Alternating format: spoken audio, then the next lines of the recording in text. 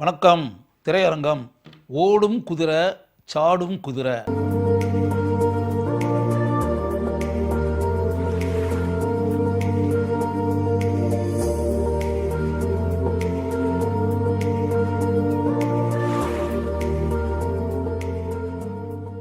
இது ஒரு மலையாள திரைப்படம். இந்த திரைப்படத்தினுடைய இயக்குனர் அல்தாஃப் சலீம். இவர் இதற்கு முன்பு நண்டுகளுடைய நாட்டில் ஒரு இடவேளை என்ற திரைப்படத்தை இயக்கியவர். அவருடைய இரண்டாவது திரைப்படம் இது. இந்த திரைப்படத்தினுடைய கதாநாயகன் ஃபகத் ஃபாசில், கதாநாயகி கல்யாணி பிரியதர்சன். அபி என்ற கதாபாத்திரத்தில் ஃபகத் ஃபாசில் நடித்திருக்கிறார். நிதி என்ற கதாபாத்திரத்தில் கல்யாணி நடித்திருக்கிறார். படத்தினுடைய ஆரம்ப காட்சியிலேயே ஒரு திருமண காட்சி காட்டப்படுகிறது. பொழுது விடிந்தால் திருமணம். முதல் நாள் இரவு மணமகளாக இருக்கக்கூடிய கல்யாணி பிரியதர்சன் தொலைபேசியில் அபியிடம் ஒரு விஷயத்தை கூறுகிறாள்.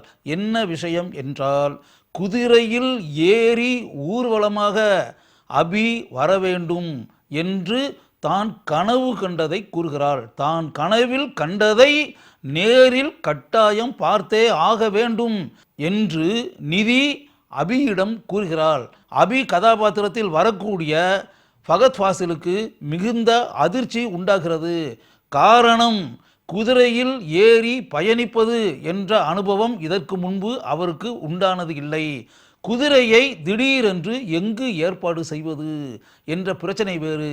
இதையெல்லாம் தாண்டி தன்னுடைய நண்பர்களிடம் கூறி இரவோடு இரவாக ஒரு குதிரையை ஏற்பாடு செய்கிறார்கள். தனக்கு வரப்போகும் மணமகளின் ஆசையை கட்டாயம் தீர்த்தே ஆக வேண்டும் என்று முடிவெடுக்கக்கூடிய அபி கதாபாத்திரத்தில் வரக்கூடிய ஃபகத் ஃபாசில் தனக்கு அளிக்கப்பட்ட அந்த குதிரையின் மீது ஏறி சவாரி செய்கிறார்.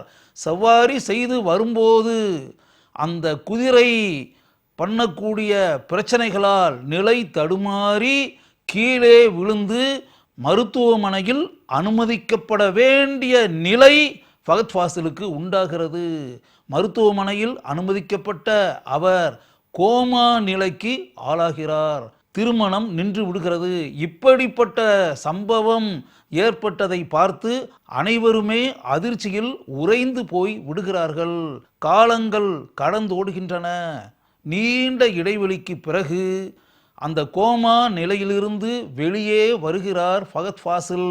அதற்கு பிறகு நிதி கதாபாத்திரத்தில் வரக்கூடிய கல்யாணி பிரியதர்சனுடன் வாழ்க்கையில் இணையலாம் என்று அவர் தீர்மானிக்கிறார் என்றால் அப்போது பல பிரச்சனைகள் உண்டாகின்றன.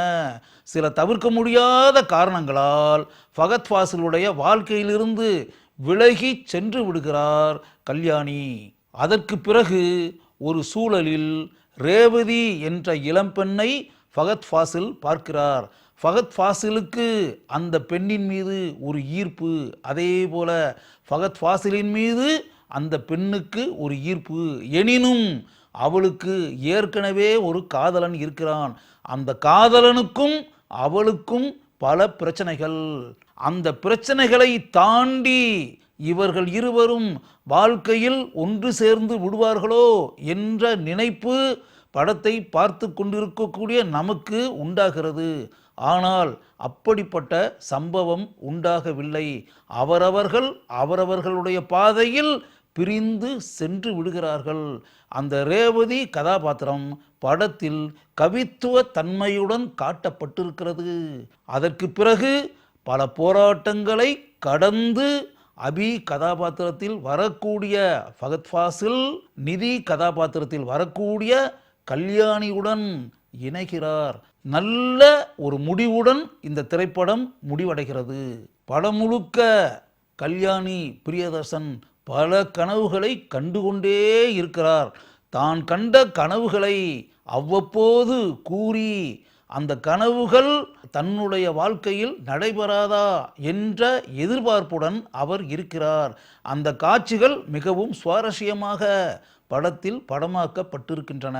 கோமா நிலைக்கு ஆளாவதற்கு முன்பும் சரி, கோமா நிலைக்கு ஆளாகி குணமாகி வெளியே வந்த பிறகும் சரி, தான் வரக்கூடிய காட்சிகளில் எந்த அளவிற்கு தன்னுடைய நடிப்பு திறமையை வெளிப்படுத்த முடியுமோ அதை ஃபகத் ஃபாசில் நன்கு செய்திருப்பார் என்பதை நான் கூற வேண்டிய அவசியமே இல்லை.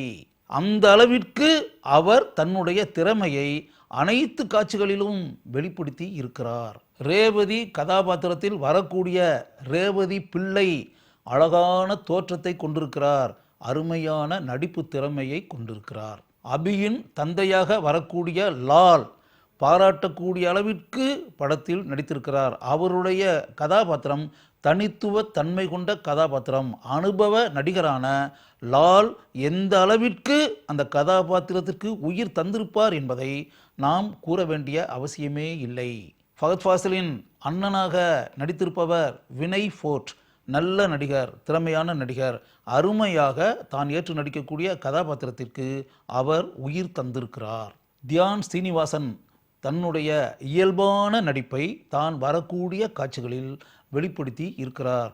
சுரேஷ் கிருஷ்ணா தன்னுடைய கேஷுவல் பெர்ஃபார்மன்ஸை படத்தில் காட்டியிருக்கிறார். ஜிண்டோ ஜார்ஜ் இவர்தான் இந்த திரைப்படத்தினுடைய ஒளிப்பதிவாளர். கவித்துவ தன்மை கொண்ட இந்த திரைப்படத்தில் இந்த ஒளிப்பதிவாளர் தன்னுடைய திறமையை நன்கு காட்டியிருக்கிறார். நிதின் ராஜ் அரோல் இவர்தான் இந்த திரைப்படத்தினுடைய பட தொகுப்பாளர். இந்த எடிட்டர் தன்னுடைய பணியை சீராக செய்திருக்கிறார். ஜஸ்டின் வர்கீஸ் இவர்தான் இந்த திரைப்படத்தினுடைய இசையமைப்பாளர்.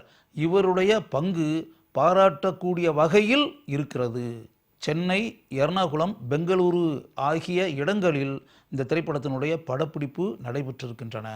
தான் இயக்கிய முதல் திரைப்படத்தில் நல்ல ஒரு கதையை வைத்து படத்தை இயக்கிய அல்தாஃப் சலீம் இந்த திரைப்படத்தில் இன்னும் ஒரு சிறப்பான கதையை எடுத்து இயக்கி இருக்கலாம் என்பதுதான் பரவலான அபிப்பிராயம்.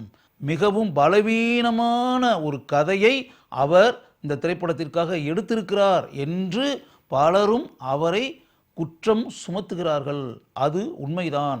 ஃபகத் ஃபாசிலை போன்ற மிகச்சிறந்த ஒரு நடிகரை வைத்துக்கொண்டு அருமையாக நடிக்கக்கூடிய மிகச்சிறந்த நடிகையான கல்யாணி பிரியதர்சனை வைத்துக்கொண்டு அல்தாஃப் சலீம் இன்னும் சிறப்பான ஒரு கதையை எடுத்திருக்கலாம் என்பதுதான் பரவலான கருத்து.